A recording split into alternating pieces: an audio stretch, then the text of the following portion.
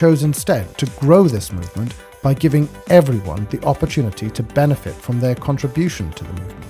Just like being able to mine Bitcoin in 2008 or 2009, getting early access to mining the Gaju Maru now allows you to mine the greatest number of Gajus and benefit most from being part of this movement. We want to share that with you. We want the whole world to be part of this. We want everyone who cares about our future to get on board and take this from a movement to a reality. We want to see an economy for the people, by the people, now. Join us. Put your fingerprints on humanity's story, our history. Be a leader in the economic emancipation of humanity. It's simple. Go to gajumining.com, select the mining package that's right for you, and get started today.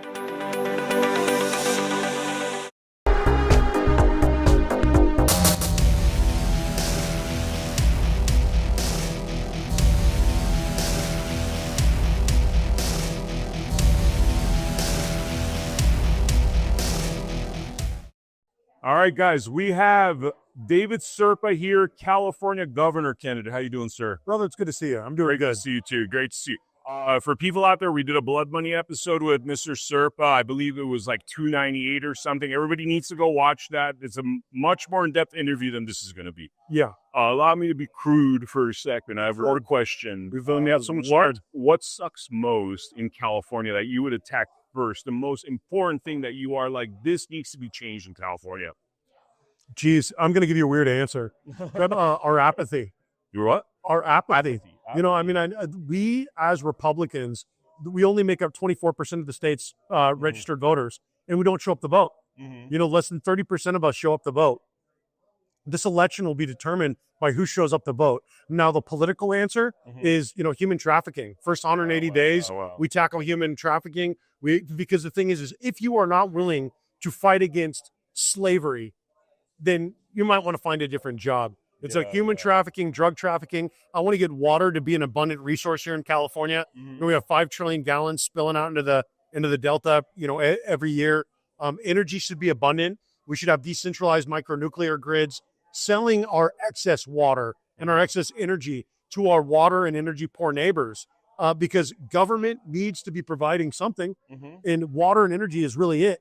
A lot of what government is involved in, they need to get out of. And in fact, some of the best thing that we could do with government is decentralize and deregulate, return power to the people, allow people to build their own homes again, allow people to, not have to follow the real estate Gestapo of all the red tape when it comes to the development. You know, we've got 48 million acres in the state of California. You know, 300,000 acres of that should be opened up. And then you still have 47,700,000 acres available. And then you could build 5 new cities at 60,000 acres apiece. And you could have 1.5 million homes in each new city. And the way that you do that and you make it affordable is, you know, back in the day, they opened up a bunch of public land, and then you had people buying shipping or housing units from a shipping catalog, from the Sears catalog. Now we have Amazon, Walmart, Tesla, Home Depot, the TikTok shop, all selling housing for anywhere from about $15,000 to $20,000 to $30,000 housing kits that you could then connect to water and power, and they're ready to go. So if you could get a piece of land for $30,000, if you could get a housing kit for about $30,000, then you've got a home for $60,000. Now all of a sudden that 2% tax rate is a little bit more doable because you're paying 2% on $60,000, which is $1,200 annually, versus 2% on $800,000, which is $16,000 annually just in taxes to your state and local government. We're a country that's founded on tax rebellion, and yet we're not willing to look at our mortgage statement and look at 1/3 going to the principal, 1/3 going to interest, 1/3 going to taxes. So you pay an equal amount in taxes that you do towards your principal. So crazy. It's a wild way that they're using economics to keep us in chains. There's 2 basic forms of freedom. One is economic freedom. Can I do what I want to do with my time? Can I afford to do what I want to do? The other one is physical freedom.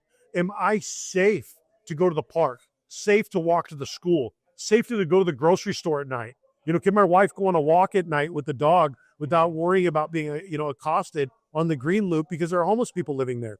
These are the basic things that we have been denied over the course of the last 20 to 30 years here in California. So I got to ask a question about the apathy. I know we're limited on time, but how do you solve people's apathy? Like, what do you do to change the mindset? That seems like the biggest challenge out of everything you just said. Well, the thing is that, and I was telling somebody yesterday, because I'm really having trouble keeping this thing going. I'm just being honest with you. Yeah. Because people are so apathetic. I break it down. You've seen my presentation. Yeah. Winning, this is how you do this. 240-page business plan. This is how we're going to do that. You've seen a lot of these stuff. If people see it, they go, oh, man, I'm blown away. I didn't know this. I didn't know that. And then they go home and they never think about it again. Steve Bannon in the War Room, when he talks about the War Room posse, if you guys phone it in, we lose. It's the same thing with the Republican Party, but the Republican Party has gotten so used to existing in the wineries, the golf courses, and the country clubs, and not in backyards, Main Street, and in the schools. And so if we're going to break past apathy, it's going to require getting into the backyards, getting into the schools, and getting back on a Main Street, and leaving the golf courses, wineries, and country clubs to the party of the oligarchs, which is the Democrats. Wow. So, man, let me ask you, your fundraising, obviously you're saying that it's been a challenge and stuff. I mean, we have how many candidates right now running? 1 million. 1 million candidates. A lot of candidates, right? I have 1 out of every 40 people in the state of California. Why wasn't this better? I mean, you would think it would have been better planned, especially now that we saw what happened in New York. I mean, there's grave danger that this state falls to communists. How do you solve that problem? Well, you solve that problem by having a platform. Republicans, we get elected and we do nothing. Democrats get elected and they just start destroying it. And so the thing is, Republicans get elected, we start fighting with each other. And so the thing is, Mamdani is a reaction to things that are happening on a statewide level and on a countrywide level that people don't want to realize. There are 4 million people, not 4 million, 40 million people that are on SNAP benefits. 40 million people, $4 billion annually.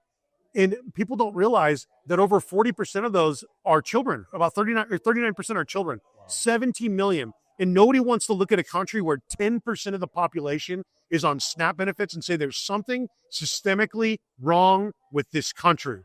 Instead, they say, oh, well, let's cut $4 billion from SNAP benefits and then send $40 billion to Argentina. And so the thing is people who are center of the aisle, center of the road, even Republicans, get frustrated when they say we were going to vote for fiscally conservative policies. And then they say, oh, well, we're going to cut SNAP. And you go, okay, well, ouch. Shouldn't we try cutting foreign spending before we start cutting domestic spending? And so MAGA, Make America Great Again, it's essentially a nationalist movement. I am a nationalist. In order for somebody like me to get elected, things are going to have to get bad. Things are going to have to get bad for somebody like me to get elected because people want a diet Republican. They want a diet Democrat. They want a diet politician. They don't want somebody with all the calories and all the flavor and all of the, the controversy to make a real candidacy something that people could sink their teeth into. Because we could win in California if we got on message. But if we keep attacking Americans while funding the rest of the world, while funding Israel, while funding Ukraine, while funding, China and Taiwan, if we continue to spend the way that we're spending internationally while cutting spending domestically, then we're going to see less Republicans getting elected. Wow. You can't be fiscally responsible here while spending a bunch of money everywhere else.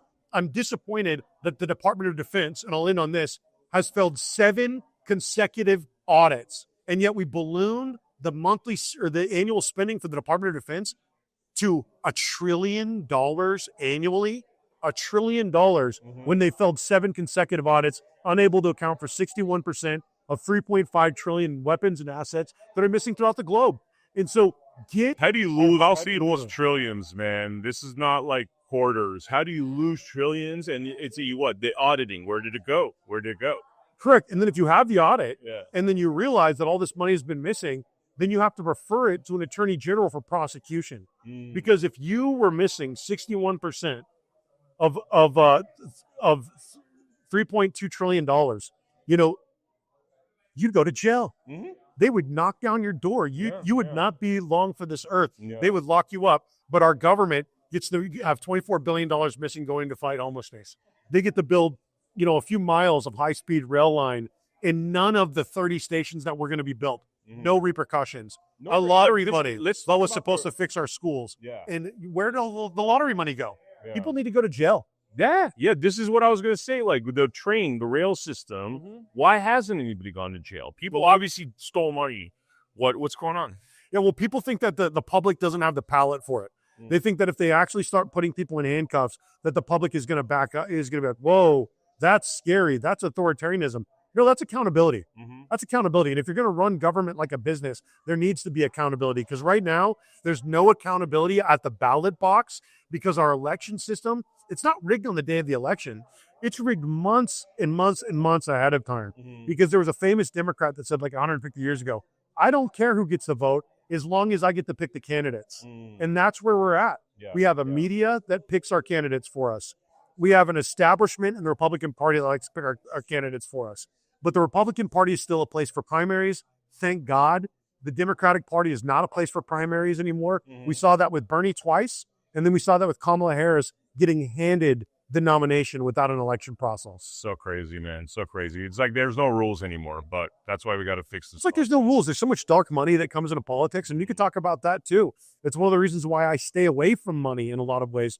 I don't want people to fund something that's not going to win, that doesn't have a snowball's chance in hell at winning. Seeding capital is an easy thing to do if you have an action plan, if you've got a team behind you ready to go, and if people believe in the vision.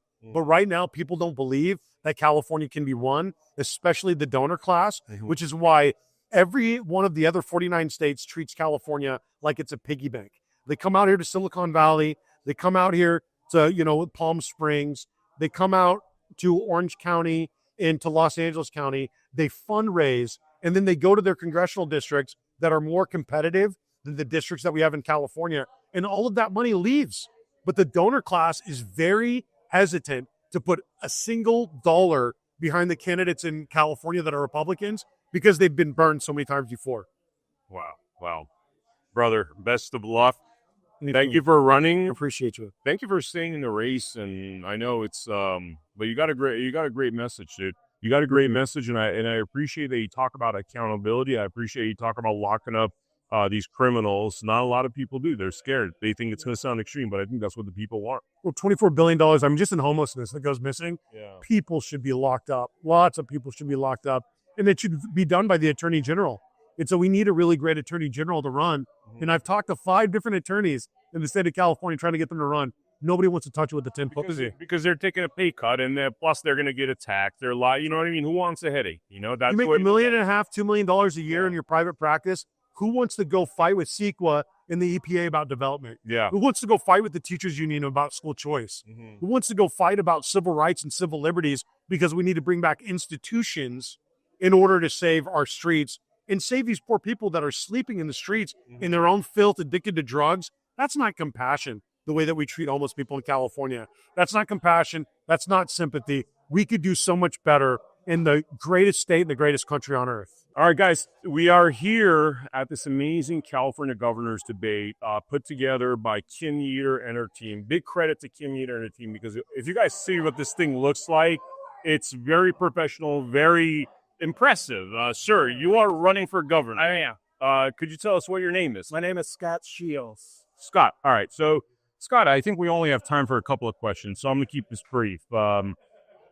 What sucks most about California right now? What is the most horrible thing that you would want to fix first and foremost if you got into office? Well, the number one topic that I'm putting as a priority is to demarxify yourself. So that's the priority in my press release. I've been doing it for over a year in a walking trade show, so to speak, to find out if it's viable and capable of being done well before Mandami and all this. Yeah.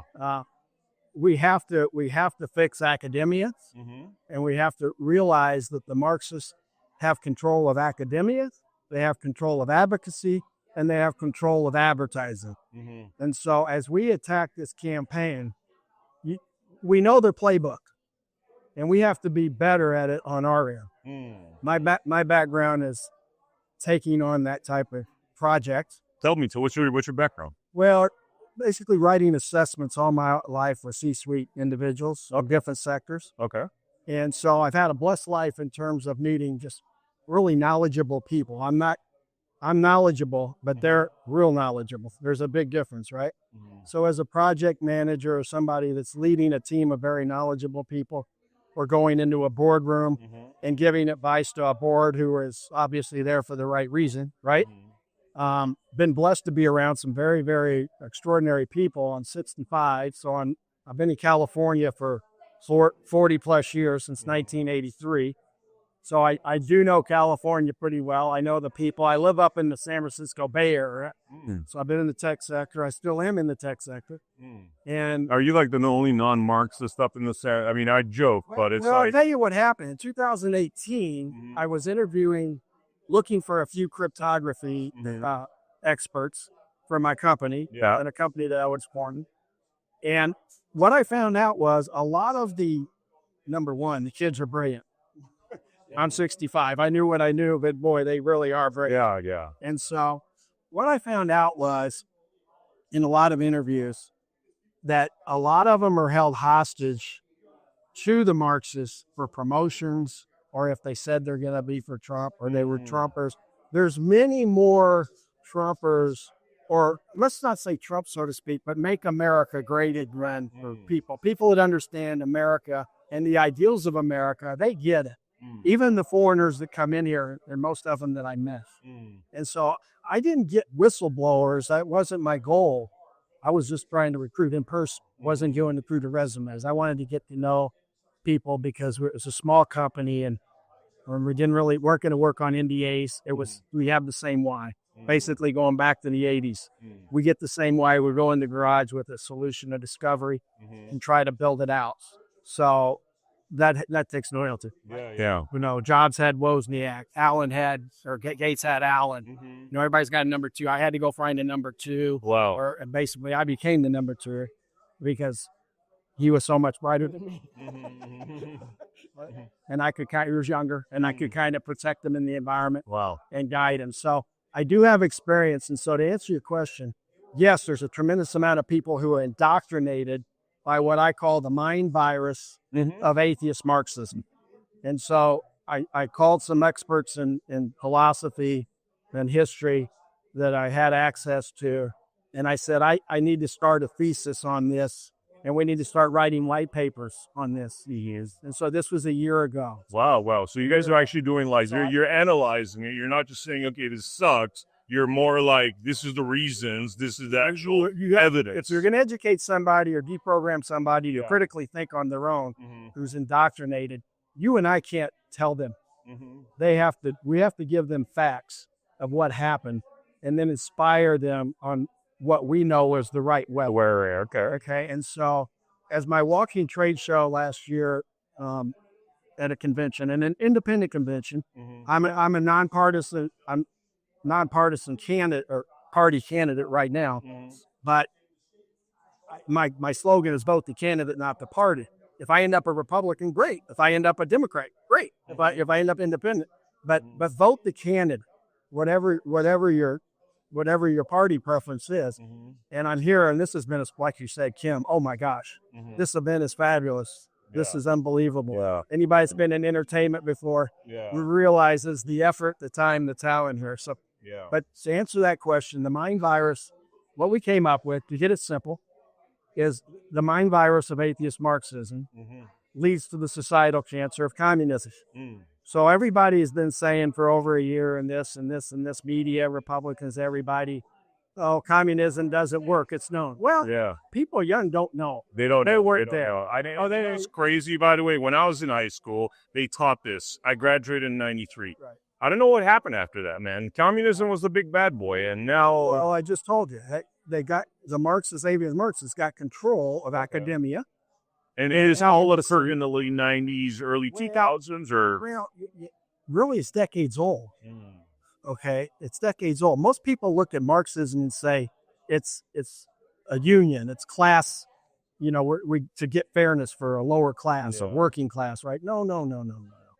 Most Marxists are industrialists at the top who hire people like this guy, Madavi, who's a Muslim, who you can't be an atheist Marxist and a Muslim unless you're indoctrinated, because atheist Marxism is a religion. It's a belief of non-belief. Yeah. right? Think about this for a moment. This is when I went out there and I really resonate. Yeah. If you're a Christian, do you go to the Jewish temple on Sunday too? Yeah. If you're a Hindu, do you go to the church too? Well, atheist Marxism is the belief of non-belief, and its indoctrination is to eliminate religion. Religionize the spirit that you and I are born with, regardless of what religion you may go to, the teachings, right? That allowed you to find a spirit, right?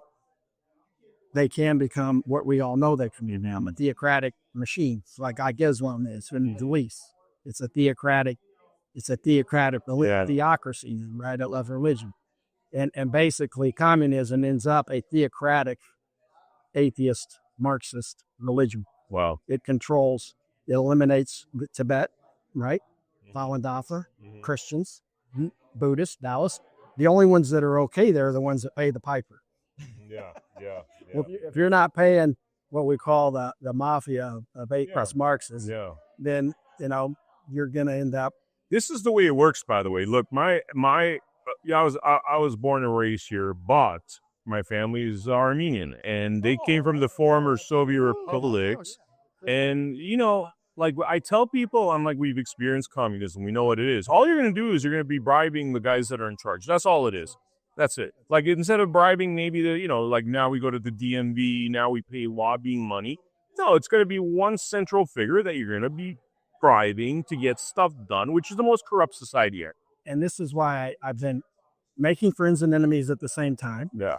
And a lot of it is because, just like I say with Muslims and Christians and the Jewish community, if you are of spiritual being and belief, and you're doing financial business with atheists, Marxists, and communists, that's fine. We're in a global world, trade, and I'm a Trump advocate for tariffs. I believe in that fairness, right? But you can't be an advocate of it. Nobody's an advocate of Christianity and Hinduism. Nobody's. So you can't be. And so we're breaking that mindset, the virus. And when I say virus, people will say, wait a minute, it's not a virus. No, thoughts are biological. It's a fact. I call my science people. These are facts. This isn't something Scott Shields just threw in the air. My job, I believe, is like a football coach. It comes in, and I've got to get the best staff because they've got the best knowledge for the offensive line and the defensive line. Now, I've got to know it all, and I've got to be able to coordinate it. We've got to put a team out there that's going to perform and win. Wow. So I look at this campaign as a sporting event. And I look at all the candidates, or not the candidates, but the voters. It's your investment into a ticket to go into that stadium. I'm in charge of your investment, or the Democrats are in charge of your investment. Your vote is an investment. And when you look at a stock, right, or you buy a ticket at a stadium, if your team's in last place, watch the games this Sunday on the teams are in last place. People aren't buying tickets. So as a Republican here, I'm here to try to come in and take a team that has been losing. I don't know why, but we have been, and say we can apply a new playbook, and we can prioritize, and we can go win. And my mind is on it, and I wouldn't be doing this unless I knew it was possible. Wow. It is possible. California is right. Okay. For change. But we need a Jimmy Johnson. We need a Bill Walsh. Okay.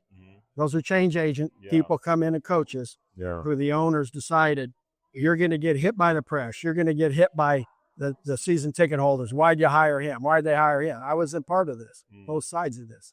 It's like I said, I told you my background. So I've been in sports as well. Wow. And so I saw the environment of what goes on to even owners to have to be strong in their peer group. So whoever the whales are, like whales are the money donors, the Republican Party, I believe they'll get behind somebody that can win. Okay. Money is a problem. Money's a problem for anybody in a campaign. But guess what? Nobody wants to give money to it. Like, who wants to buy the ticket and sit in it? Right? So I think it's so important that whether it's me or any of these other candidates that are here, and they're great. I got to know them over the last hour. Really enjoyed some conversations. Really did. And so this has been really a nice event, and I'm trying to maybe even reinvigorate them to the possibilities, right? Very cool. Because you have to They got the energy to go out. They got the energy to try to get donations. They got the energy to pitch. I told them all, I said, I don't know your playbook. If your playbook's the same, I'm not in. Yeah. I'm going to stay in my playbook and I'm going to drive it. Fair. But I'm going to go get the money and the endorsements and everybody else. If the playbook tends to go with the priorities in mind, not completely, but understands, you got to have a wide receiver that can run past the defender. Exactly. Yeah. Yeah. So that's me. I'm a fun guy. I actually am very fun. I really enjoy your approach because a lot of the time we're trying to knock people over the head, and I really like your analytical approach. I like how you're encouraging studies to show people where we went wrong, why we went wrong. Really good, man. Really good. Really good. Well, I approach. appreciate that. Yeah. I'm going to start watching your podcast. I really don't. This is all new to me. Okay. But you got a good haircut. I'm very familiar with the Armenian community. Oh, you are. Yeah, I was in Northern California for quite a while, and my son's best friend, they played tennis. And so he ended up playing Mercuri, whatever. But I got to know his parents for a while, and they're Armenian. They became one of our, I would say, 5 best friends. So I got a zoo about Armenian. He had to come here during the Iranian Revolution. Yeah, that's a nice. He was Persian Armenians, yes. He was in there. So I know a little bit about the Armenians and the good spirits. And it's great what Trump's done with Azerbaijan and Armenia. Yeah. First time maybe peace. Yeah. So that's another reason I'm a Trumper. People say, I'm a MAGA for sure. But anybody that doesn't understand that the commander-in-chief should be trying to get peace in the world first, all these other things I'm going to be talking about and everybody here, if we don't have peace, we can't implement anything. Yeah. And so we really have to do it on the micro level of California too. I do cross the aisle well. I'm a Maha person. Maha, yeah. My campaign is a Maha, mega Maha campaign. I think that's the way you get a lot of the nonpartisan votes, plus Democrats that are tired. And then obviously we have to revigorate the Republicans who feel we can't win. But I believe by March, if Republicans feel there's a candidate that can win, they'll show up.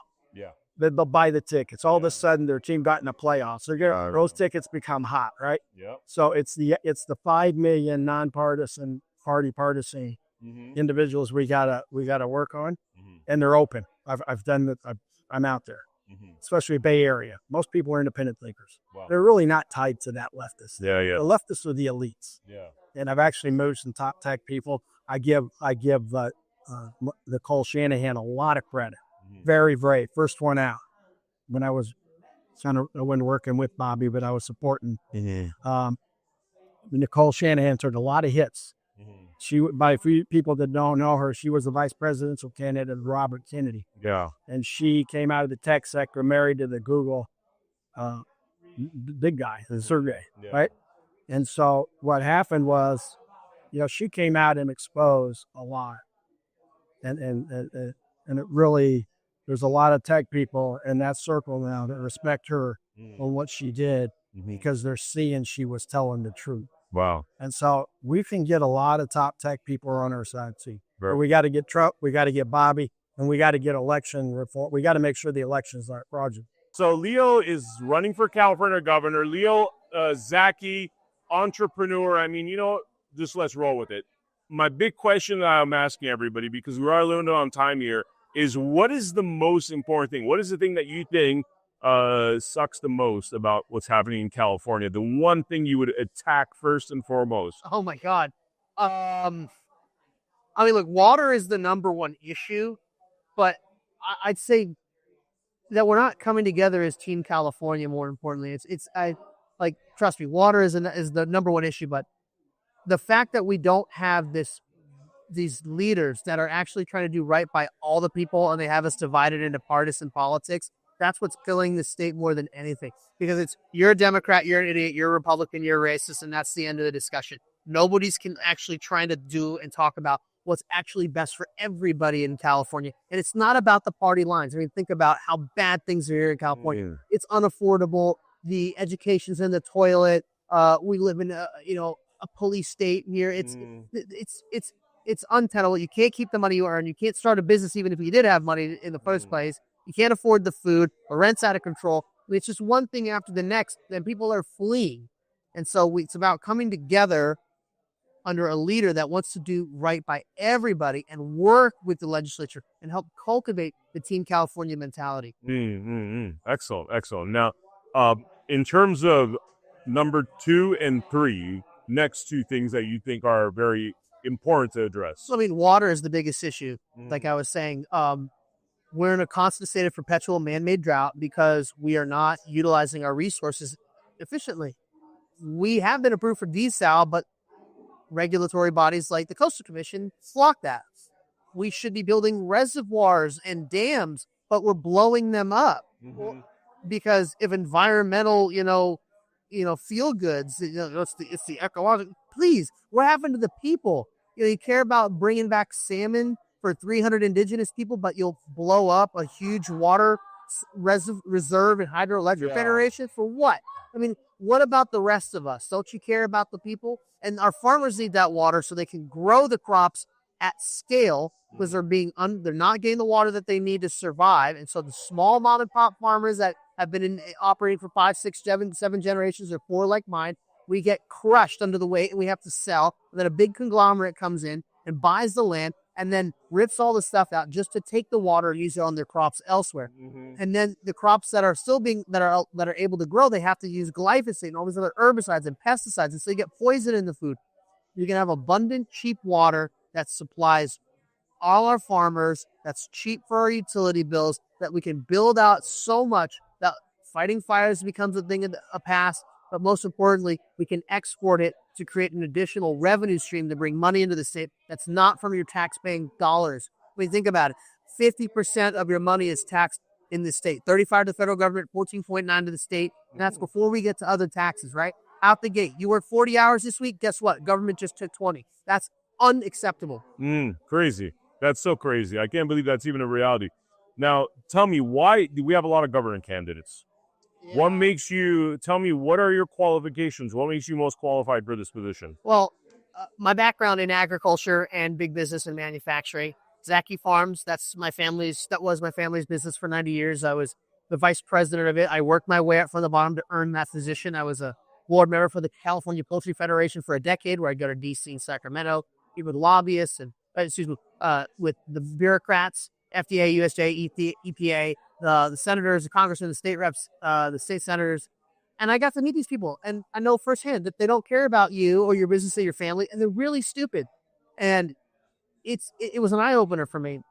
So having those experiences, plus the success I've had in business with the companies I also own, where we do plastic waste conversion, because I care about the environment. Take plastic waste. We have the proprietary means. We build the machine that converts it into graphene nanotubes and carbon black material, which is awesome for electronics and for making alloys. And then also with another company that I have where we take the stem cells from plants. We put them into what's called a reactor. We allow them to replicate, and it creates the entire protein spectrum of almonds, agave, sugarcane, and peas. We're working on a whole bunch of other stuff. Only plants, no weird lab-grown meat stuff. It's a whole protein spectrum plus branched chain amino acids. We can do it with a fraction of the water and a fraction of the time to provide quality ingredients to help provide a more stable and affordable food supply that's less water intensive. So these are some of the things I've been doing. I've had real estate, commercial and residential, dealt with the nonsense when it comes to that. Through the restaurant business, dealt with the nonsense with that. Had a liquor license, dealt with the nonsense with that. So I have these experiences, but more than anything, I have a plan for all of this to help fix the state for everybody and bringing us together. I feel like a lot of candidates talk about California this, California that, but you actually experienced like all those businesses that moved out of California. And for people that want more detail on this topic, you really should watch the episode with Leo Zacky. Easy to find on the Blood Money podcast. But a lot of people talk of like, okay, California's all messed up. You've actually experienced it, man. They destroyed your family business by overregulation, again, I'm going to give you the Cliff Notes version, which is that if Tennessee's saying minimum wage is $7.75, but California's $15, and there's all this communist overregulation, you can run a business. The California Air Resources Board, plus the taxes, the utilities are through the roof. 41 cents a kilowatt hour for power in this state. But in other states, 4, 5, 6 cents. I mean, it's outrageous. You know, what you think a blast freezer runs on, you know, a little bit of power? I don't think so. And you got a lot of refrigerator you got to keep cold. So you can imagine, like, you're running a poultry business, you're selling chickens for $7. Now, if you're paying double, you got to sell chickens for $14. But then they're bringing it from Tennessee and selling it. So it's almost like you can't even run a poultry business in California under these regulations. yeah, so I mean, the prices are already high because of the costs that California puts on us. It's called, so there's, in business, you have things called a variable cost, which, you know, you expect, you know, fluctuations. That would be like for us, like feed prices, you know, seasonality, those are, you know, packaging material. Those can have variable costs. Then you have your fixed costs, right? Fixed costs are things like insurance, wages, utilities, taxes, you know, the things that you don't expect to go up by 50% ever. You don't, that's not built in. And labor, for example, is 40% of your fixed overhead costs. So when it goes up by 50%, like it did here in California in 2016, how am I supposed to turn a profit? Well, I have to raise my price of my product, but it gets to the point where it's so much cheaper to truck it in all the way from the other side of the country, or worse yet, bring it in from another country to sell here. And how can I compete on a global market? I can't do it. And so I can't make money, which means I can't employ these people, which means I can't keep them, you know, I can't help put food in their mouth and the lights on in their home or pay their rent, or, you know. I guess it's almost like your experience. You've seen the problems. You know what in the old adage is like, you know where the bodies are buried. Yeah. Exactly. But that's the thing. But that's the difference. See, people are in this race for the most part. The big important part. For the most part, are in this because they actually care and are frustrated, and I understand this. The difference is that I actually have a plan forward. I'm living proof of the failed policy here in California, and I know how to get us out of this mess. I need your help. I can't do it alone. Polls mean nothing. We've learned that lesson in 2016. They mean nothing. Okay? Don't just get on the wagon because everybody else is. If somebody told you to jump off a bridge, you know, everybody's jumping off a bridge. Did you do it too? I mean, come on. What's the logic in that? Use the time that you have to vet the candidates, and I'm telling you, you will find nobody better than me, more qualified than me, and with a bigger heart than I do. Yeah. I'm here for everybody. I was, you know, just in closing, I was actually blown away because, you know, if you look at it from the outside, people think, oh, Leo Zacky comes from the famous Zacky family. But, man, your grandmother put you through the hard knocks. Oh, yeah. Like, I mean, you're 15 years old running around with her. People are at the playground or messing around. You're in Sacramento. Yeah, she's dragging me to D.C. and Sacramento and taking me in front of these, you know, big officials, and I get to experience all that. And I'm going to these different events and conferences in the food industry, and I'm meeting all the people, and I'm, you know, I'm learning to shut up and listen and, you know, meet people and how to be operating those areas. And then at 18, the California Poultry Federation invites me to be a board member because I've been hanging around them and all that. And I get to, you know, be a part of that and help protect the industry in California. So I've been doing this. I need to be able to do this in California for everybody and not just one industry now. It's time to take the fight to these corrupt politicians and tell them enough's enough. We need a regular person who cares and who knows. And that's me. We're here with Daniel Mercuri, who's running for California governor. We don't have a lot of time. They told us this got to be quick. So I'm going to ask you one question. Let's roll with it. Okay. What sucks most about California that you would want to fix? Like the first most important thing? For me, one of the most important things is being a father, being a dad, you know, a parent, is child sex trafficking. I'm really exhausted with, you know, the indoctrination with our children, the egregious laws that protect, you know, the predator and not the victim. We're criminalizing the victim and victimizing the criminal. And, you know, everything is backwards in the state of California, and our children are being exploited top notch, bar none in any other state. And it begs the question, why are our legislators and why are executives and chief executives of the counties not enforcing to ensure that we protect, you know, our future posterity? Why are they not engaging to ensure that the innocence, the most of the innocence of us, is highly protected? And yet, for whatever reason, when I do my research, it's because there's profits to be made, right? When it comes to child sex trafficking, it's over $150 billion underground industry when they put it together. So it's something that they want to perpetuate. It's this vicious cycle to keep something going because, well, you know, it tells you that we have a lot of vile, evil people in our hiding behind the walls of our government institutions. Mm-hmm. And it begs the question is how did we get here? And what are we going to do about it? And really, in part, it's an abrogation to the laws of nature and nature's God, meaning that when a new life is formed under the laws of nature of XXXY chromosomes, right? That life in the womb has rights. It is government's responsibility to ensure that life prevails. And when life is being diminished, life is being exploited, when the education of our youth is being indoctrinated to hate their own country, to hate their own flag, to hate the people who have gone to protect this. We're in a backward government that is utterly trying to destroy this nation through Marxism by way of what's called Fabianism, meaning communism wants to destroy everything. But Fabianism wants to do it in a softer approach by way through your legislation, which is what they did back in the day to ensure that communism was still achieved, but it was achieved through a softer approach through buyouts. And of course, what do we call it today? Well, today it's called lobbying.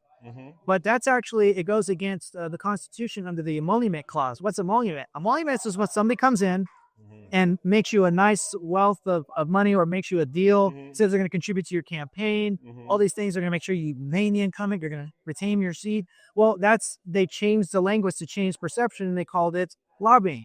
And so what they're doing now is they're trying to change the language to change perception by saying, we don't want to call these perverts.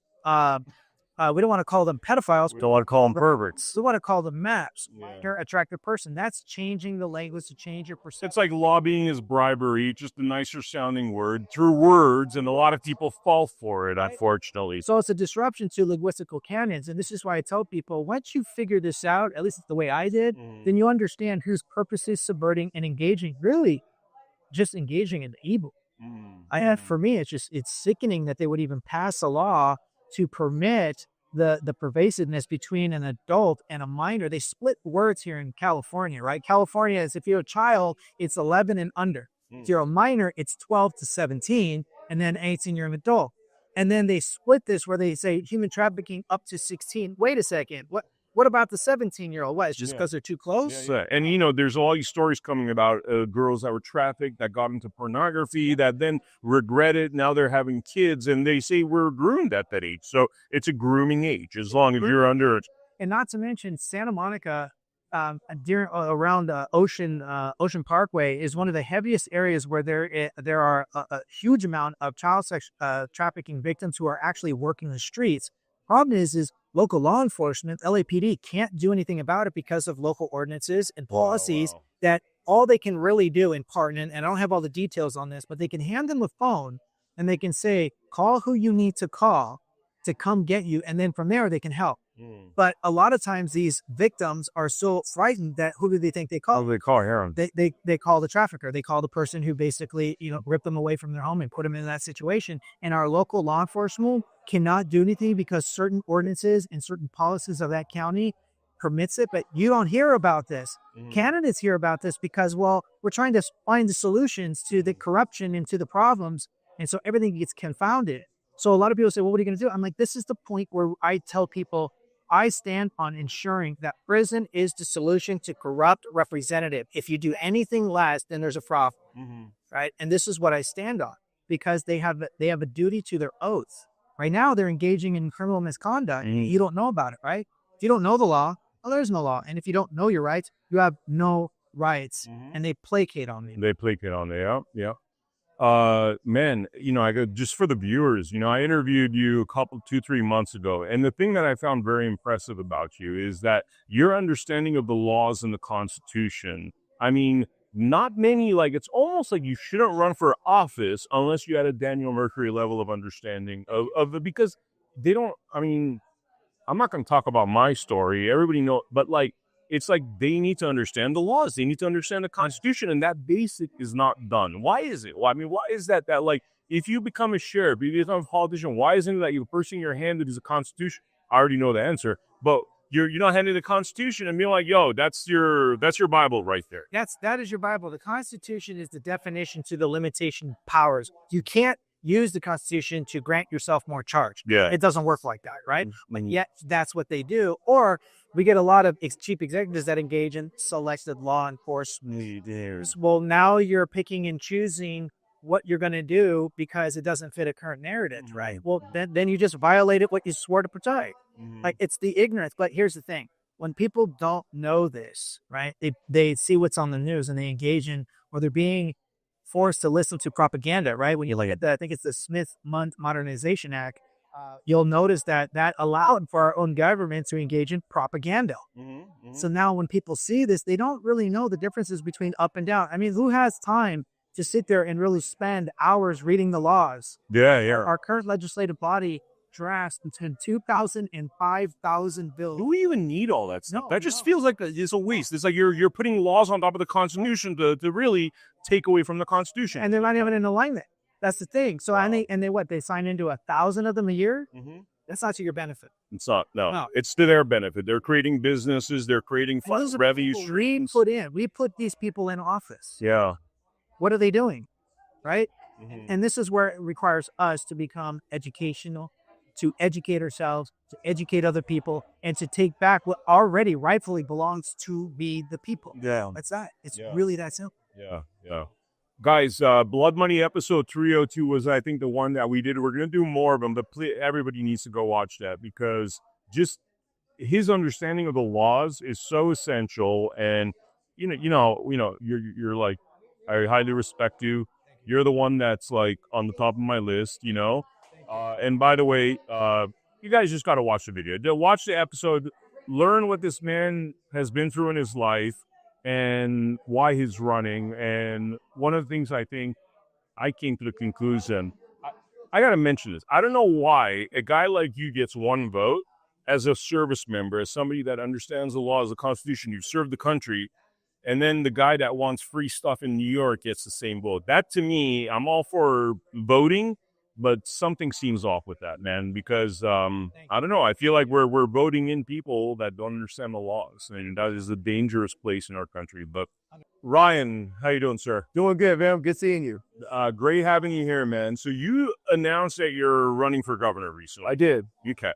I got to ask you, what is your top line issue? What is the most important thing that we need to address with this governor's race coming up, and hopefully having you be the victor of this governor's race? If it was up to me, if this election was about Ryan Tillman, it would be public safety. I've been a police officer for 13 years. I understand it like the back of my hand, and I recognize that public safety and quality of life are one of the most biggest issues in our states. However, it's not about Ryan Tillman. It's about the people. One of the things I recognize is that the economy drives everything else. As an officer, when I would go on the streets and I would see people that were homeless, see people living out of their cars, see people that were addicted to drugs, I realized a lot of it is an economy issue. People can't afford groceries. People can't live anywhere.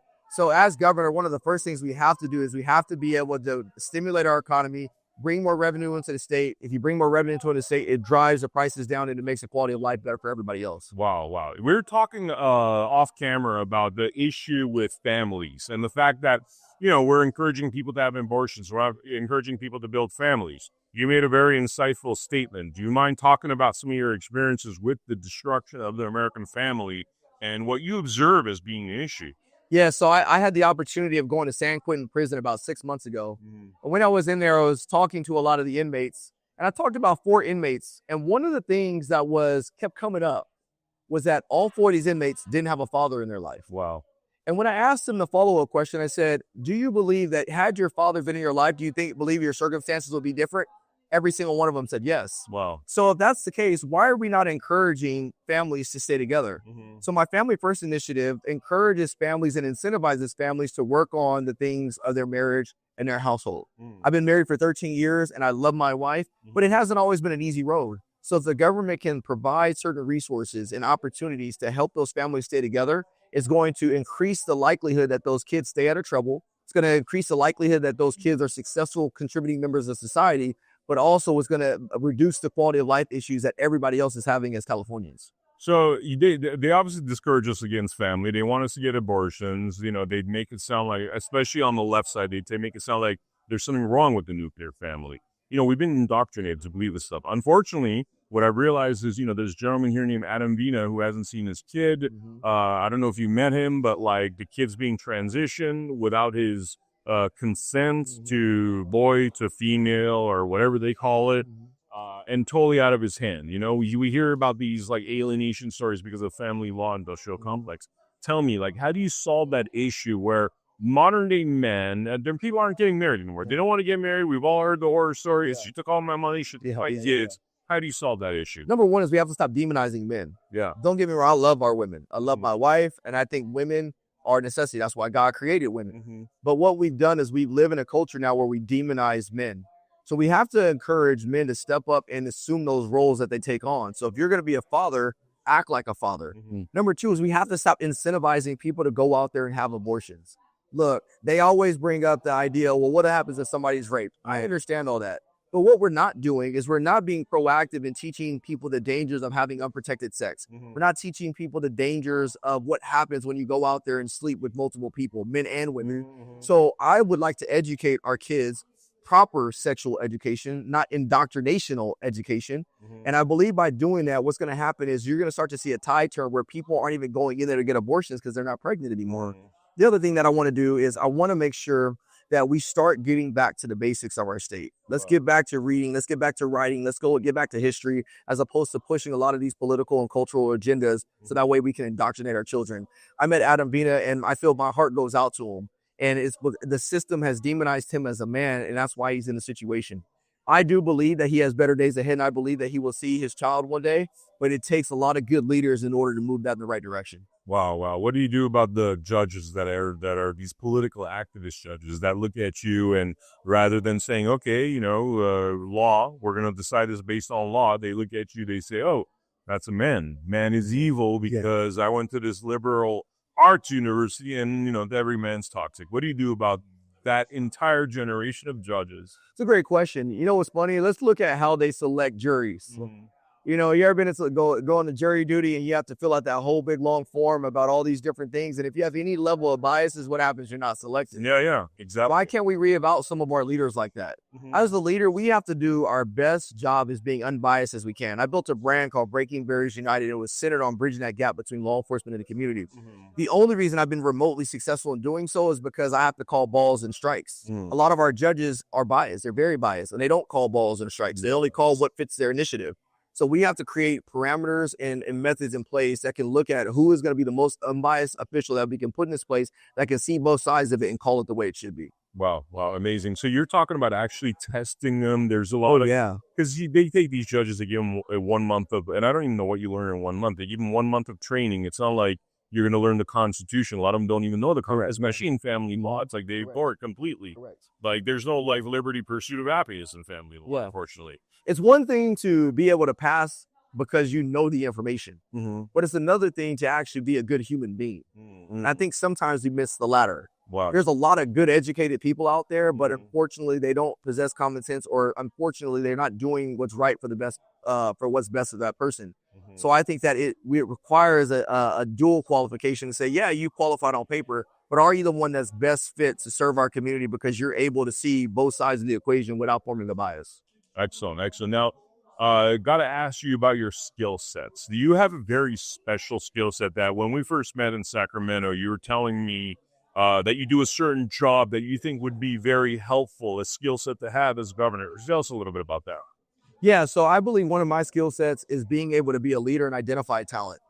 I think last year when we watched our national presidential election, I think we got it right there. You saw a lot of different candidates pulling together, and eventually they all basically came behind one man. And so it's my job as a leader to find the right people with the talent, put them all in a position to win. Wow.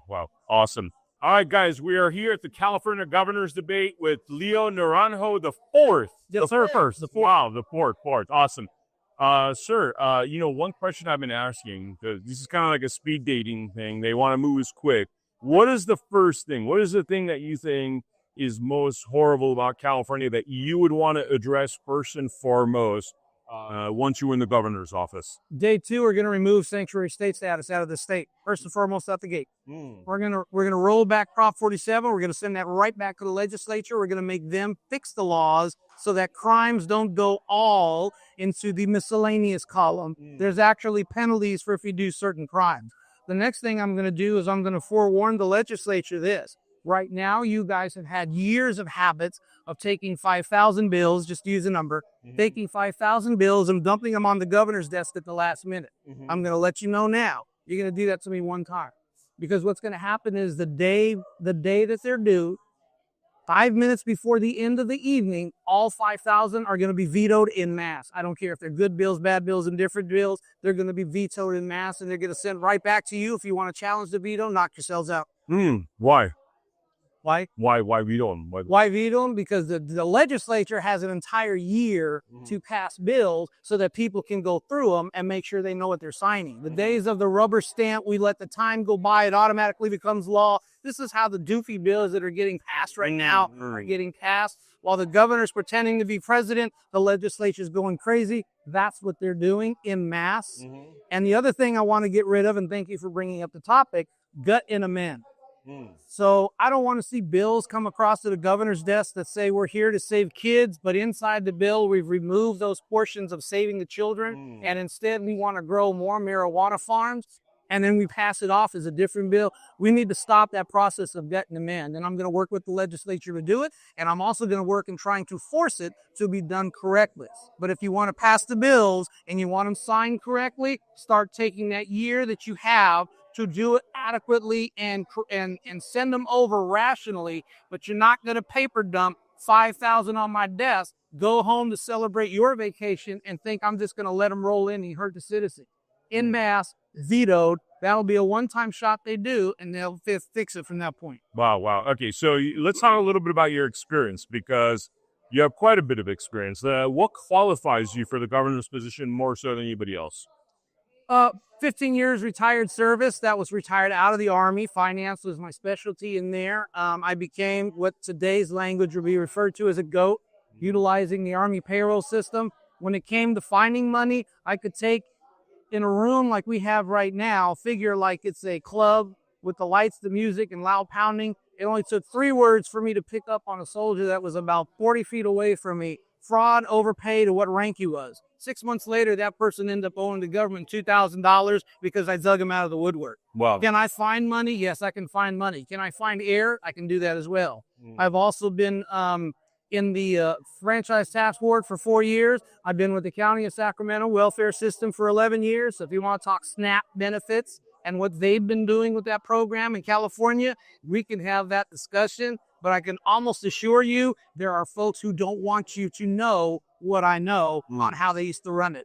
I was also in 6 years with the Bureau of Reclamation. So when we start talking about water issues, we have to bring in the feds, we have to sit down with state, and then we have to find out from the farmers and those impacted, why isn't that water being delivered, get that fixed and resolved, and then we move through.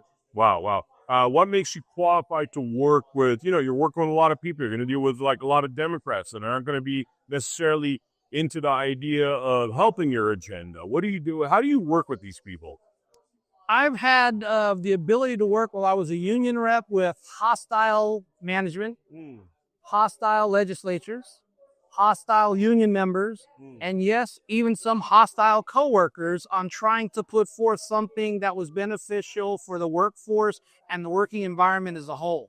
How do I do that? You have to stay steadfast in what you're trying to do. You have to get those folks to understand what it is you're trying to do, and you just keep going at it. You want to have conversations, we'll have the conversation to talk. I can see and understand 2 different viewpoints, but at the end of the day, the governor makes the decision, not the unelected bureaucrats that we're allowing to make decisions for today. Excellent. Is there anything we didn't talk about that you want to mention before we wrap it up?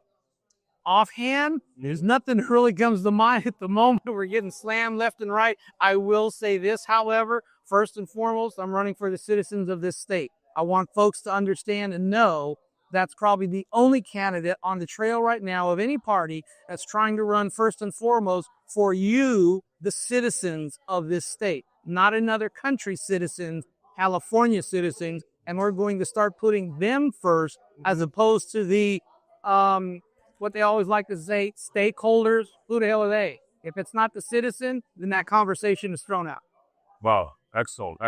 How's your campaign going, by the way? Campaign is moving forward. I got today, after the first go-around on the candidate debate and the interview, there's a lot of people who are now looking at me in a completely different limelight Comcast are being made. By the way, it's 5 days ago. I got to mention this. 5 days. Was it 5 days ago or a week ago? Or About 3 days.